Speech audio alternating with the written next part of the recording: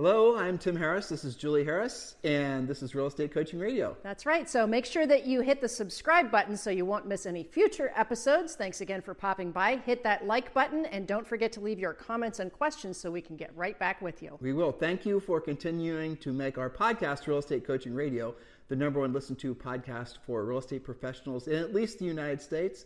And let us know what you think about this video. Leave your comments below. Thank you.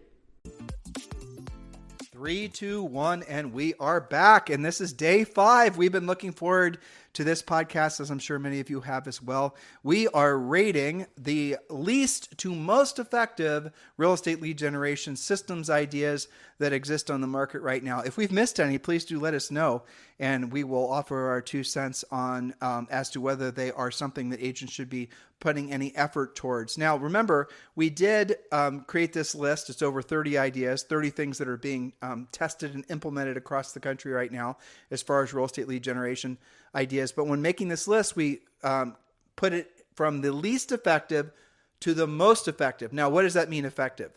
Our rules are really quite simple. Julie referred to them as our filters. Does it cost any money?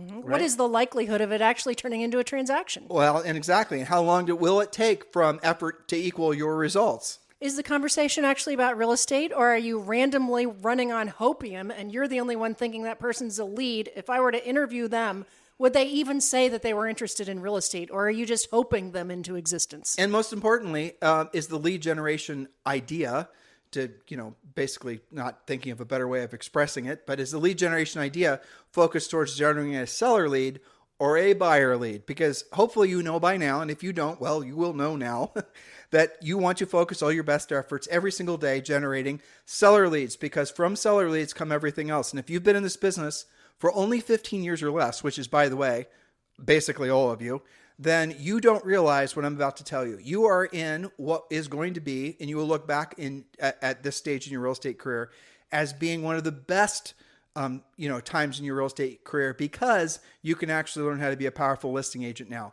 No doubt, over the last 3 or 4, maybe even 5 years, there were a lot of opportunities to list homes, but at the end of the day, there weren't a lot of opportunities to generate other leads off those listings. And that's what we've been sharing with you a lot in the different points that we shared with you over the last week. And today, obviously, is the 5th day. But focus on what I'm telling you right now.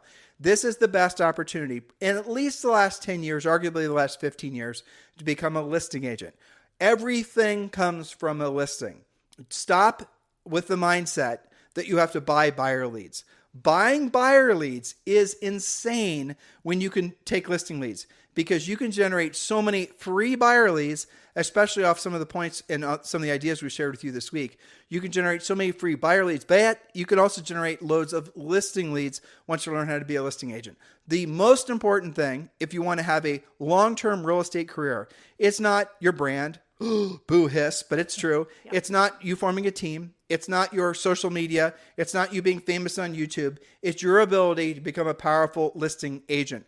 There is no viable argument against that point. So embrace that. Realize that becoming a viable long-term listing agent, where all your best energies every single day are focused on taking a listing, you're going to find what you truly want in your real estate career, in your life in general, which is a real sense of freedom.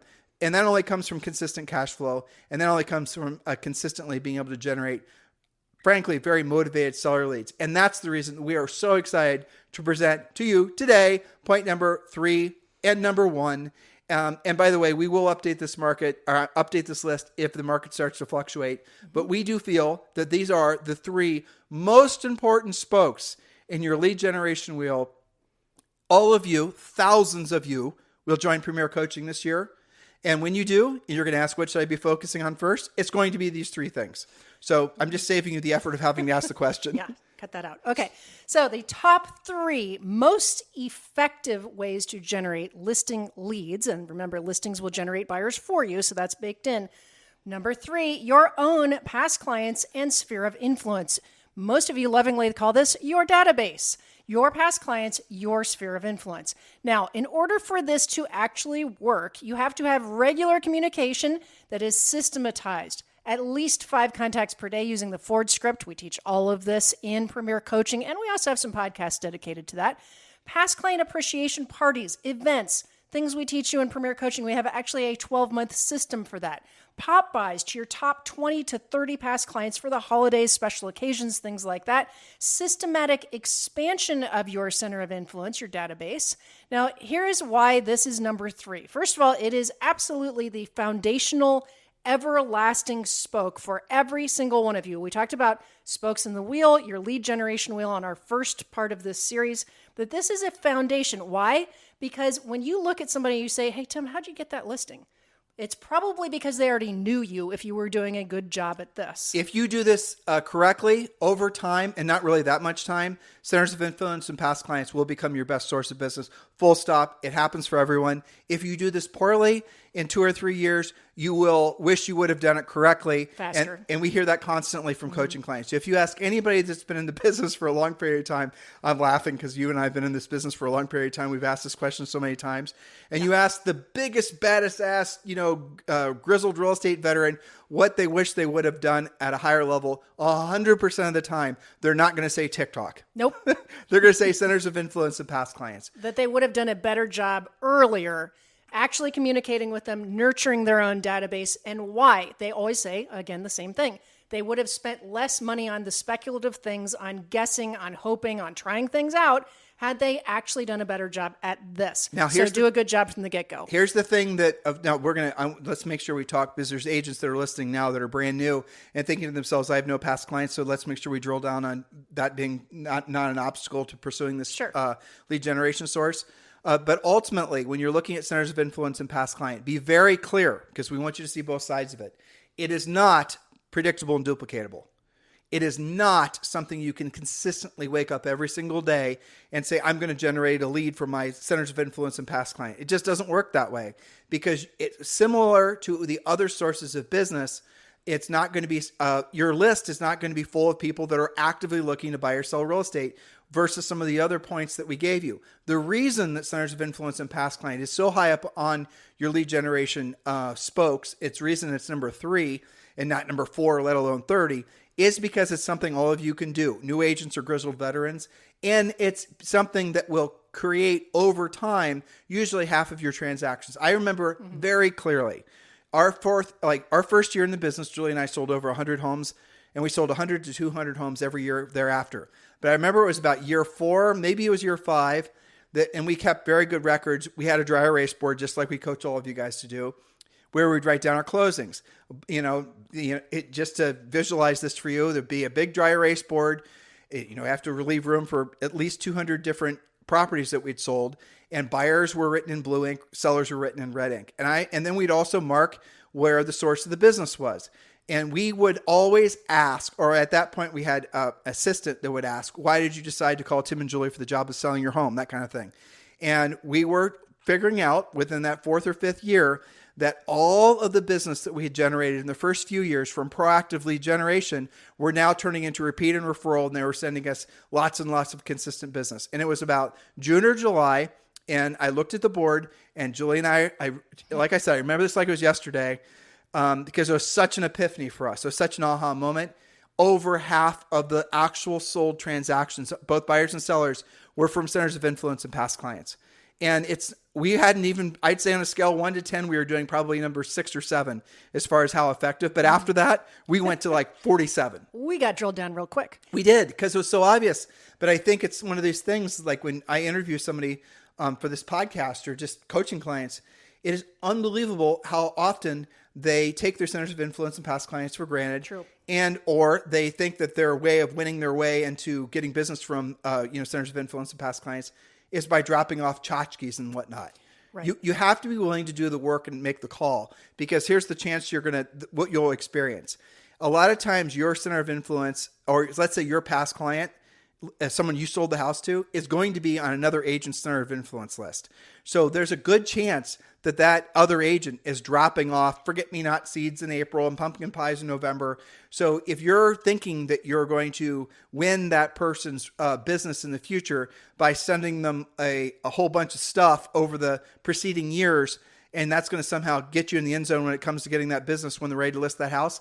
What if there's other agents doing the exact same thing? You're not unique. As a matter of fact, you've actually kind of diminished your own personal brand in the eyes of that consumer because you're the fourth agent that dropped off the forget-me-not seat. You guys get the point?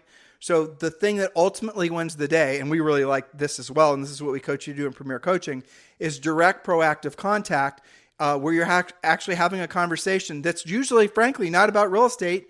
And it's going to be a scripted approach and gives you a conversation outline to have with that prospective seller, that past client center of influence. And you keep the home fires burning, and then they will absolutely refer a business to you far more frequently than if you just dropped off a pumpkin pie last November. Be very clear about that. The agent who's willing to do the real work of real estate and be proactive with their contacts will always win. There was a really heinous article on Inman, which Julie and I love Inman, by the way. We're contributors. But the subject was total clickbait. The title is Cold Calling Dead or something stupid like that. And I suppose it is dead for people who never learned how to do it in the first place, honestly. Mm-hmm. It was dead because it never was alive. Right. And for people who think about all calls must be cold calling, I mean, they're not all the same. They're not the same. If you're calling a center of influence and past client, like if you're cold calling, true cold calling, that's where you just have a list of phone numbers. I was about to say the white pages, but they wouldn't know what it was. Where you have a list of phone numbers and you start calling those phone numbers just randomly looking for a listing lead. That's what would be circle prospecting or those types of things. That's cold. Which is, by the way, I think it was number 29 on our list of things that are where you should be offending. It's ineffective, really. It is a good starter, igniter for you to start doing the real work, but it's absolutely not a very predictable, duplicatable. We don't even teach you guys really how to do it. There are scripts for it in Premier Coaching, but it's really not effective. Even if you have assistants, look, if they want to learn how to make phone calls and feel more comfortable doing the work, that's fine. Get them doing those things, but very quickly migrate them towards the business that's going to be of more value. But the moral of the story, when you're calling these guys, your centers of influence and past clients, you're calling them on a regular basis, you will start getting regular referrals from them. Now, if you're a new agent and you do not have past clients, Julie, what do you do? If you do not have past clients, realize that you may have past clients from a different iteration of your business. Maybe you sold something else and you do have past clients. They're just not real estate past clients, but you certainly have a center of influence. Those are your friends, your family, your relatives, your neighbors. You can start with your own neighborhood. You can actively build your sphere of influence list. And you can always, actually in the Harris Rules book, as well as the Real Estate Treasure Map, and of course in Premier Coaching, there's a memory jogger that helps you think of who is actually on your center of influence list or your sphere of influence list. Every single person listening has a minimum of 100 people that you can write down on your list today. You start with who are your regular contacts on a daily basis. Well, I run into my kid's teacher. I run into, the pharmacist when I pick something up. I talk to so-and-so. I know the president of my HOA. And then you say, who does that person know? And who does that person know? You look in your smartphone, you build your contacts. Even if you don't have past clients, you got licensed yesterday and you have yet to do a deal, you do have a center of influence. You do have your own neighborhood. When we got started, we had a car cleaning and detailing business in college. That was the first newsletter that we started sending and the first people we started talking to. And it took a while to bridge that gap, but we did use that as our first center of influence. Now, if you combine point number 3, past client centers of influence, and you combine it with some of the previous points about being more involved in your community that we talked about before, those things in combination, like we've had, I would say some of my least well-known, most profitable coaching clients I've ever had would be focusing on centers of influence and past clients, but also worked effectively within a country club or a couple tennis clubs. It's like they had their own spokes under that spoke, right? I think of it as watch gears, right? If you open your watch up, you've got gears that are working in tandem with each other. So you can build, if you're going to get, like you said, and I would agree with you, many of our coaching clients have well over 50% of their business developed from this particular spoke. But you have to think of it with little mini spokes, right? So you might have a database, a center of influence with your kids' softball team. And then you might also have your professional center of influence. Then you've got your neighborhood, you've got your HOA directory. And maybe you also regularly go to a BNI group.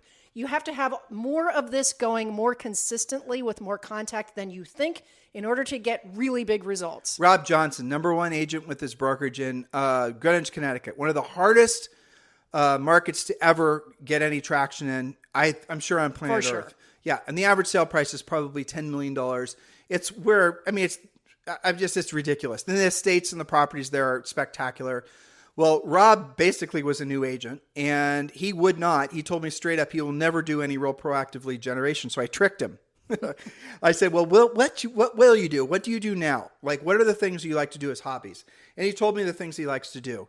And I said, well, okay, so let's talk about that. When you're there, tell me exactly what you do. Do you see the same people all the time?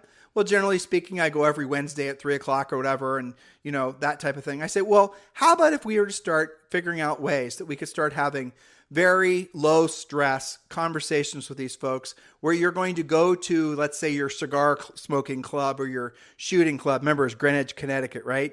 Or you're going to go to your whatever it is, and you're going to, your skeet shooting club. That was another thing he belonged to. Your LL Bean photo shoot. Well, not even LL Bean, more like Ralph Lauren, right?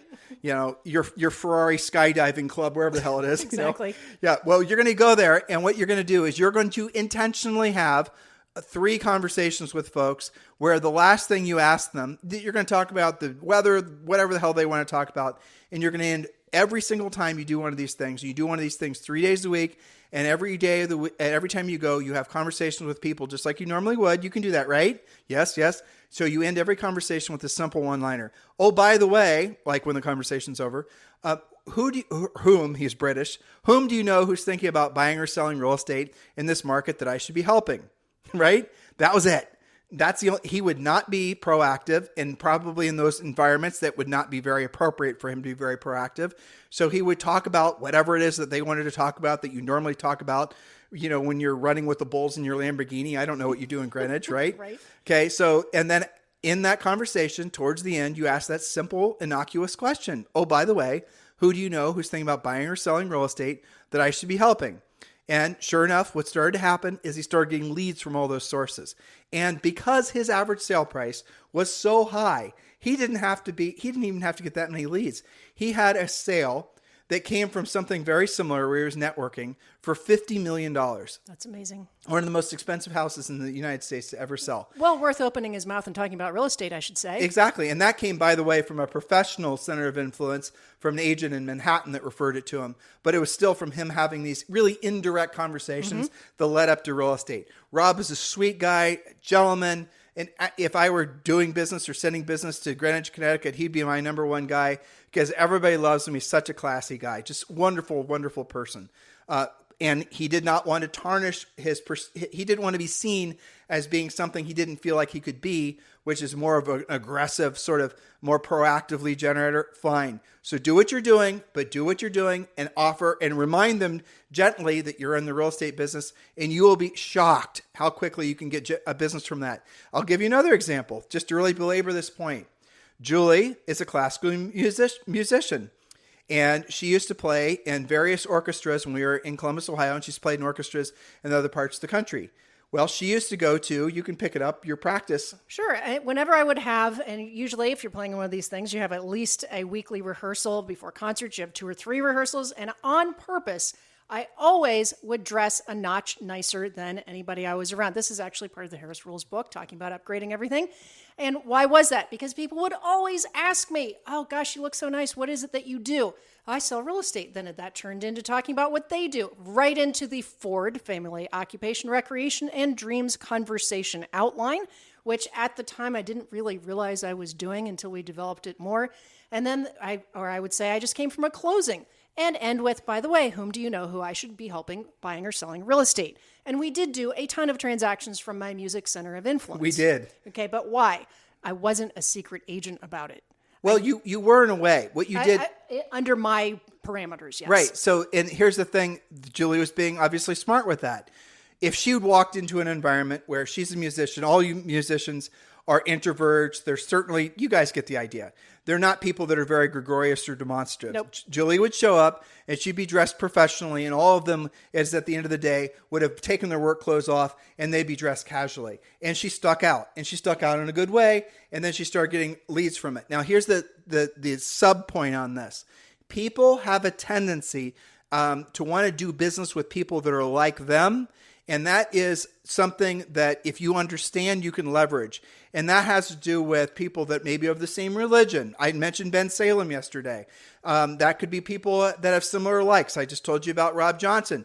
People that are musicians, Julie Harris. You guys get the point? So if you're being yourself, doing what you already love to do, if you have, even if it's just walking a dog, right? You're going to run into other dog walkers. People buy or sell with me, adopt a pet for free. Exactly. I mean, there's another story to tell the story since you started it.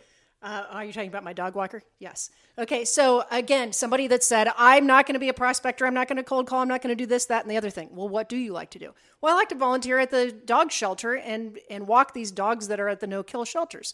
Okay, great. So that's something she liked to do. We expanded doing more of it. She started wearing a shirt and putting a shirt on the dog she was walking saying, I'm adoptable, ask about me, right? So that was her icebreaker because she wasn't going to be somebody that got in your face and said, hey, Tim, when do you plan on moving? That's not her jib-jab, right? But what she did like to do is take care of the animals. She did become comfortable with talking about the animals. Then somebody would say, well, gosh, you don't actually do this for a living, do you? No, I sell real estate. Leading to the question, whom do you know who I should be helping buying or selling real estate? Now, within 90 days or less, she had 8 pendings. The most she had ever had at a single time. From all the dog walking. From the dog walking right. And simply doing what she liked to do anyway, but adding on some simple real estate scripting. What are the elements of this idea or all the things we've been sharing with you that make it effective? Number one, you're putting yourself in a position to have direct conversations with people about buying or selling real estate. You're not hiding behind a keyboard or trying to figure out a fancy click funnel. You guys get it? You're not trying to figure out some sort of, clever way to, make a YouTube video. You are now, someone would argue, and there's validity to this argument, that's one-to-one, and the way you're going to have, you'll be obviously in front of more people if you're one-to-many. I've heard this argument. It's not a bad argument, but the reality of it is when it comes to real estate transactions, for 99% of you, you're going to get faster results, more effective results, putting yourself in a position to have one-on-one contact with people versus spending all your time trying to become famous on YouTube, where it's going to be you making a video and hopefully thousands of people are going to want to, react to it in such a way that they're going to want to do transactions with you. You guys get the difference? So be very clear in your head. All of the previous, 31 things that we mentioned to you, they have value. They could be useful, but should not be your core spokes in your lead generation wheel because they either are frankly very ineffective, if not totally ineffective. They're going to be too costly, and they're going to take too long to generate leads. Oh, somebody asked me, Julie, and you didn't have it on the list. Agent websites, and it didn't even merit even having on our master list. Here's the bottom line about agent websites. Don't do it. There's been tons of research that's shown that a standalone agent website gets on average 0 leads per year. If you don't believe me, go to Inman because Teak Wiggins did the actual research on this. And I think that's really fascinating. So many agents, no, not so many as they used to be, think when they get into the business, they need to have a standalone website with IDEX feed and all sorts of drip campaigns and all this other stuff. That war is over. And at this point, there's no sense in even starting a website, spending your money, spending your time on doing anything like that. You should have a presence online, but your presence should just be having very effective profiles on, for example, YouTube, on Facebook, on Instagram, so people can find you because those are going to be the results that are going to come up when someone searches your name. Your Instagram profile, your LinkedIn profile, your Twitter profile is going to come up first.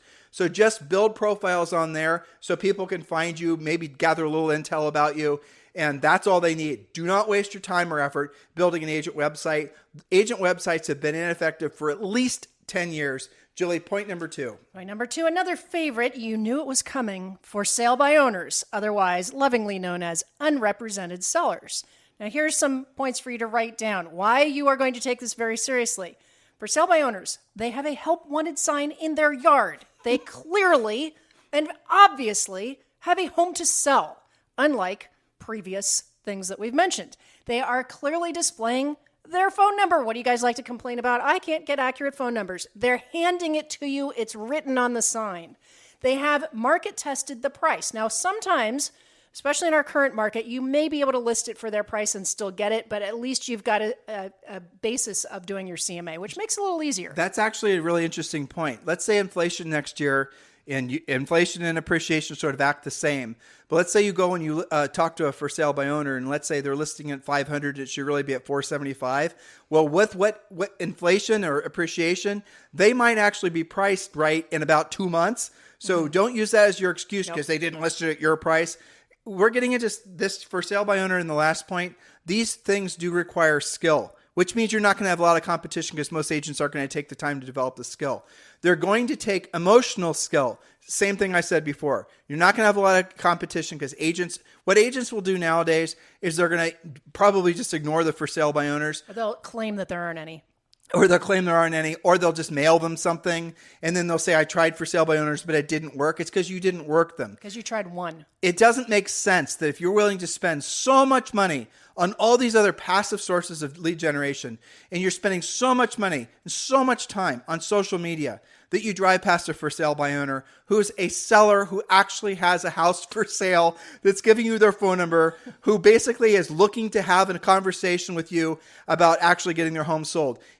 Why does it even remotely make sense that you wouldn't actually go and have a conversation with that person? I'll tell you why. You know why. Because you don't know what to say or how to say it. Well, guess what? That's what coaching is all about. If you really want to have an unfair advantage in this marketplace, because of this market, frankly, learn how to do what other people aren't willing to learn how to do, and do it at the highest level. And you will have what other people will never have, which is a long-standing, very profitable real estate career. That's right. So they also can be the most loyal clients ever because they've actually tried and not succeeded at what you do for a living. That always amazed me. The most loyal clients we ever had were for sale by owners because they actually appreciate what you do. Many will also buy with you. Here's another example of one contact who may have multiple transactions for you once their home is sold. And even if they've already bought, that's good too because now they're extra motivated. Now, this is, using our filters, super inexpensive and highly effective once you understand the prospecting and follow-up scripts. It can be and should be a major source of listings for you, not to mention the business that those listings produce for you. I'm not going to go after for sale by owners because everyone calls them. No, they do not. I promise you. You're not, or you wouldn't have said that. Exactly. You're just looking for excuses. It is harder than essentially making a TikTok video. It requires more. Actually, I'll argue that learning how to be a proactive lead generator nowadays is vastly easier than essentially learning how to be effective on social media. 100% I think that's true. Why? Because there's only a few things you need to know how to say and frankly questions to ask when you're dealing with any sort of proactive lead generation. It's a predictable, duplicatable pattern. It's saying the same thing over and over again. You say this, sellers say this. It's the same thing over and over again. Whereas with social media, the social media companies change the rules constantly. And there's more barriers between you and the actual victory at the end, right? Well, to Julie's point, you can actually get better and mark your progress getting better at proactive lead generation. Your effort equals your results, whereas in all other forms of especially passive lead generation that's digital, your effort could equal no results because some little algo change happened and the next thing you know, your videos are not getting seen or your TikToks are not getting seen. Look what happened with Instagram last year. Everyone was thinking Instagram's all about pictures. Well, guess what? Instagram now wants videos. And if you're not putting up videos, your pictures are essentially not getting shown to your people that have followed you. So all your pictures on Instagram now have to be videos, or you're not going to get essentially all the time you've wasted creating this big Instagram picture portfolio is now for naught because somebody just started creating Instagram short videos, and now the people that would have been exposed to your pictures no longer are because Instagram just decided to change the rules. No control for you. Exactly. No control for you. And you built your mansion on land you do not own. You've now basically had the landowner foreclose on the mansion. You lose the land, you lose the mansion. When you learn how to be a proactive lead generator, it does require skill. It does require effort. It does require some dedicated time, but the results are predictable and duplicatable. When you're a proactive lead generator, you can wake up every single day and you can say every single day, I will set a pre-qualified listing appointment today. How do I know it's true? Because we've had tens of thousands of coaching clients who have learned how to do just that. Be very clear. Proactive lead generation is the primary spokes you should have on your wheel, and then enhance it with passive lead generation. And I can tell you, I'm in control when I talk to, say, for sale by owners, because I can tell you without a shadow of a doubt that all 10 conversations I have today are with 10 people who absolutely have demonstrated that they have a home to sell, And I easily got their phone numbers, and I easily found them. I didn't have to double opt-in drip system them to try and hope that they find me. The control is much better. You can create your own predictable, duplicatable outcome. Drill down on what Julie just said, guys, because if you're, for example, saying, well, I'm doing prospecting, I'm cold calling, I'm doing circle prospecting, you're calling and 250 might be interested in doing a real estate transaction where you have a list of 10 for sale by owners and all 10 of them want to do a real estate transaction. I like that ratio better. And so why aren't you doing that? Why not? Oh, guess what? It's a skills thing. You can learn the skills. And once you learn the skills, here's the other thing that's nice. Once you learn the skills, they're transferable. If you decide, as Julie and I did, you no longer want to live in Columbus, Ohio, and you want to live someplace where it's warm all the time, your skill sets transfer. If you spend a lot of time building a geographic farm and doing all this specialized stuff in your home market that was all predicated on passive lead generation, and you decide to leave, you're going to have to recreate all of that. And we've had coaching clients who were overinvested with passive lead generation in one particular geographic area. And for whatever reason, that geographic area, maybe the local employer, went to pot or whatever, all kinds of different things happen. A hot neighborhood in 10 years can become a cold neighborhood, but they were stuck in that neighborhood because they invested so much time, direct mail, postcards, all this other stuff. And they never actually learned how to be proactive lead generators. So the puck moved and they couldn't move where the puck was going to be. Don't let that happen to you. All right. So on the very top of the list, the icing to the cake is number one. You knew I was going to say it. Expired listings. I would say expired, withdrawn temporarily off the market, but especially expireds. Now, the most motivated not only relist right away, but will do what's necessary to get the home sold, price, condition, etc. They will literally tell you, just tell me what to do. No expired ever expects to have their listing expired. In other words, They're coachable. They know what the price isn't. Which is good for you too. Think how much easier your CMA is. Advanced coaching, though, sometimes expireds are actually priced correctly and you don't have to lower the price. Sometimes in a market like what I described before with inflation in brackets, appreciation, an expired might be underpriced. It just was essentially underserved by the previous listing agent. And that's obviously what we drill down in Premier Coaching and teach you. We think right now, and I'd love to have someone argue effectively with me about this. We think expired listings are the single greatest opportunity that the real estate industry has offered to agents in at least the last 15 years, more than social media. But and why? Because they require skill and because there is going to be an extraordinary number of expired listings, especially over the next 2 or 3 years, because so few agents know how to get homes, essentially sold in this market. And that is going to be an unbelievable sea change to who are the most dominant agents in the industry. Agents who have only had real estate businesses in the last 15 years, who've been doing the branding and the marketing and the buying of the buyer leads and the building of the teams and all the rest of it. You've done the right thing in the right market, but now the market's changed. Are you going to change with the market? This is your opportunity to become basically your own powerhouse, your own listing leads generator for buyer leads. You don't have to buy leads anymore as long as you know how to be a very effective listing agent. Expired listings, knowing how to actually get those listings, is a skill set that few agents have learned to develop over the last 15 years for a whole variety of reasons. We're here to tell you expired listings are the single best opportunity in real estate right now. And if you were to ask Julie and I what we would do if we were to get back in the business, 100% expired listings. And the second thing is centers of influence and past clients. Yeah, and with some for sale by owners as well. Yeah. Yes. Okay, so back to expired listings, everything that you just said, and especially, you were talking about sometimes you can get it back on the market at their previous price or even higher, especially the older ones, even a year old, 18 months old, you're probably going to hit them out of the park this time. Now, in addition to the obvious fact that they clearly have a home to sell and are not random cold leads like other sources, many of them, just like for sale by owners, will also buy with you once their home is sold. Some of them are investors with multiple homes to sell.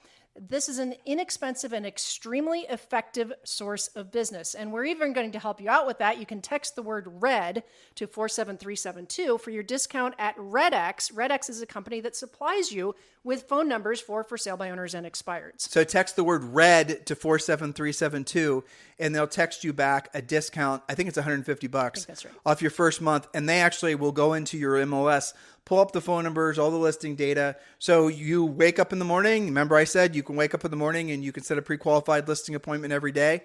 That's your shortcut to getting that done, so you actually don't have to do the work yourself. Some of you say, well, I'm going to do expireds. And then you go to the MLS and you try to search, well, here's one that just expired. Then you waste 2 hours trying to find phone numbers. Stop playing games. You know exactly what you're doing. You're trying to procrastinate picking up the phone because you spent so much time trying to generate the lead.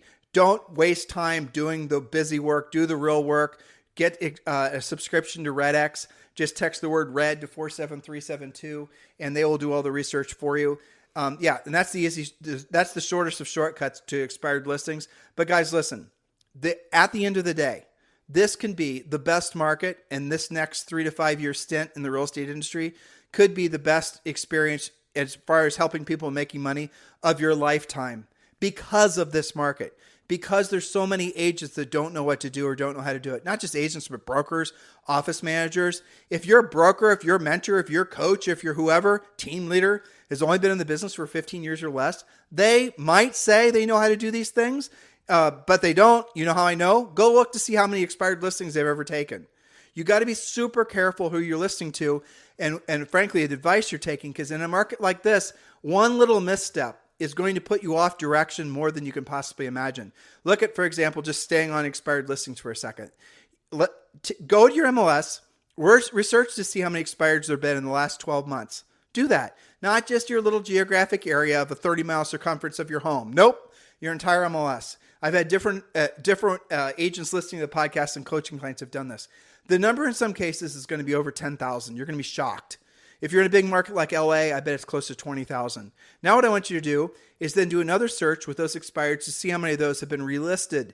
And you're going to find that almost all of them are relisted within 12 months. The last statistic I remember was 90% of all expireds relist within 12 months, but most of them relist within the first 30 days. And most of them will sell almost immediately. That's right. And so that is what Julie and I would do if we were getting back in the business for sure. It does require skill. I like hard things. You should too, because you're going to have less competition. I like doing the things that other people aren't willing to do because there's more opportunity. That's how you should consider thinking because of this market. And it's unbelievable when you set your first expired listing appointment, you are going to be so proud of yourself. When you take your first expired listing, you're going to be so addicted to it. Then you're going to start looking at the MLS and you're going to look at life. You're going to look at the real estate business. You're going to say, oh my gosh, today there were 30 expireds and the average expired was $500,000. And if I were to list one of those, it's 15 grand, you know? You're going to say, let me at it. Let me at it. Instead of, oh, nothing's expiring in my market because you did a tiny little market search. Or, gosh, if some other agent couldn't sell it, well, how am I going to be able to sell it? Cut the excuses and embrace it. Some of those are some of the most fun, exciting coaching calls is when you guys get that light bulb over your head and you go, oh my gosh, I know how to do it. How could I have been hiding out from this for so long? Let me have it. Let me add it. I got my pre-listing package made. I got my skills polished up. I know I can do this. And not only, one of the things we should have said about both for sale by owners and expireds is that this is one of the only ways that you can literally choose your listing inventory. Now, yes, we want you to list your past clients, center of influence. Those are all great houses, but you can't tell me which one of them is going to list next. But you can look at your FSBO and expired list and say, you know what? I want to raise my average sale price from $350 to $550. So every expired I'm going to go after, I'm going to look for the most popular neighborhoods, good-looking houses that maybe had a crappy, description or too many showing instructions, and I'm going to take 5 listings between $550 and $750 in the next 60 days or less, and I am going to upgrade everything about my business. You have the control over that. On day 2 or 3, I don't remember, of this series, I asked you if you had to take 3 listings in the next 30 days, you'd win a, all expenses, all taxes paid check for $1 million, right? What would you do? You knew automatically it wasn't going to be doing the passive stuff that you've been led to believe is going to get you success in real estate. You knew exactly where I was going with our 30 plus points with regards to the least to the most effective sources of lead generation. Now it's up to you to do something with this information. And I don't know why you wouldn't.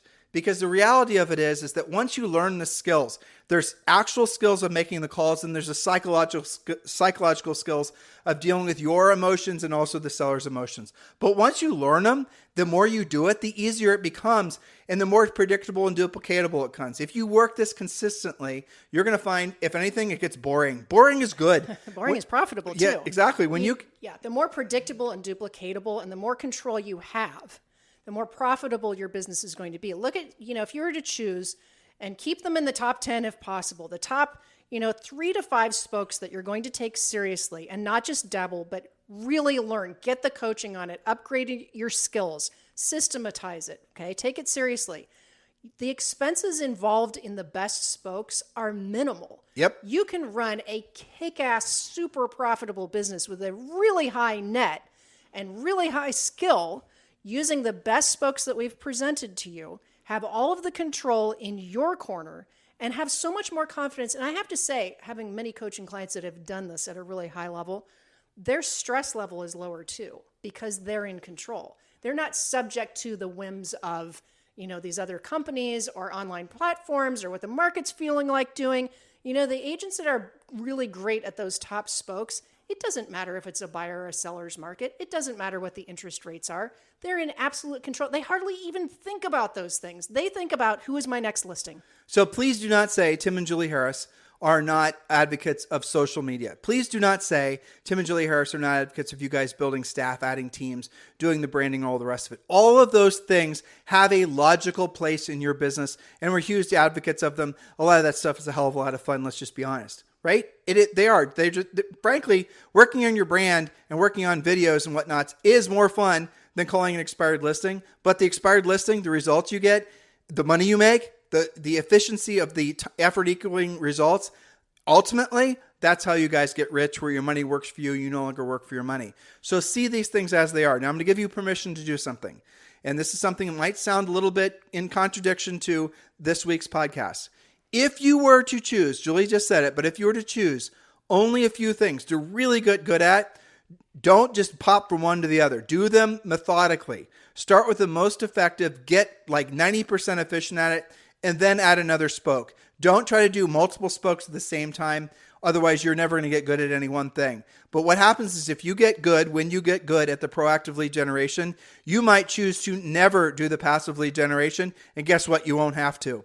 You won't ever have to consider doing any sort of direct mail or any of these other types of things if you choose not to, because you won't have to, because you're getting consistent business and making lots and lots of money, because you're seeing effort equaling results, and you're saying to yourself, when some prospector calls you trying to sell you some geo farming whiz bang idea that's a complicated CRM with some direct mail postcard widget, he's going to somehow predictably use satellites and artificial intelligence and alien secrets to know what sellers are going to potentially list their house next. But it'll only cost you $15,000 a year with a minimum commitment of at least 1 year, and that's how long it should take. What do you mean you want results? What do you mean you're asking for some sort of like validation that this idea works? These are the things you guys fall prey to, and you're going to say hell to the no, because you're going to know with confidence. You won't even take the call, frankly. You're not even going to read the email. You're going to know confidently. Or how about all these people that are calling you? Hey, Julie, are you interested in taking on any buyer or seller leads? Right? You're going to say, nope, I have all the business I can handle. And if I want more, I know how to take it because I'm a proactive lead generator. How about I sell you some leads? Exactly. So ultimately, guys, you can be a very effective proactive lead generator and choose never to do the passive stuff. And the other advantage of doing it that way is you have massive margins. Some of the biggest, like Jade Mills out in LA. I had her on the podcast a while ago. And she, if you guys know who she is, she's really a true icon in the real estate industry. Well, guess what? She has virtually no team, and most of her lead generation is done proactively, voice to voice. Now, she doesn't talk about that. When I asked her the questions about that on the podcast, if you want to go back and re-listen to it, you'll hear she's kind of hesitant to answer the question because it's not trendy for you to say, I work directly with my sellers. I don't delegate sellers. I work directly when doing all my pre-qualifying. I don't delegate that. A lot of you think there's some sort of, I don't even know, romance or some sort of honor in never having to learn how to do the real work of real estate. Well, you can delegate everything, but you will have no profit margin. So guys, this market is going to create more real estate millionaires than anything we've seen in the last at least 15 years. you have to learn how to do the real work of real estate. Please consider becoming a Premier Coaching client. Text the word Premier to 47372. Text the word Premier to 47372, or just go to premiercoaching.com. Thank you for continuing to make this the number one listened to daily podcast for real estate professionals in at least the United States. Thank you to all of you, especially Agent Magazine, who have voted Julie and I the number one coaches for 2022. Thank you for keeping Harris Rules the number one of the top books of available at Amazon, Barnes & Noble, every major bookseller, one of the best-selling real estate books of all time. It is truly our pleasure and our honor to be your real estate coaches. Please do something with this information. Please don't just listen to it and say, well, that was a good use of my half hour or whatever. Please actually apply it. Make this market your market. Remember, your highest and truest purpose on this planet is to be of service to other people. You have to earn the right to be of service to other people. And when you do, through your skills and your approach, you will be absolutely, completely blown away by the success in all measurable ways that you frankly possibly couldn't even dream of. Financial, personal, emotional, all those things will come your way when you are of service to other people. Start with a mindset and then follow it up with a skill set. Have a fantastic day. We'll talk with you on the show on Monday. Hello, thank you for having watched this video. Please remember to subscribe to our YouTube channel. That's right, and don't forget to hit that like button, leave your comments and questions below, and we will get right back with you. Thank you for watching this video, and remember to watch the next one. You're going to love that one. This podcast is a part of the C-Suite Radio Network. For more top business podcasts, visit c-suiteradio.com.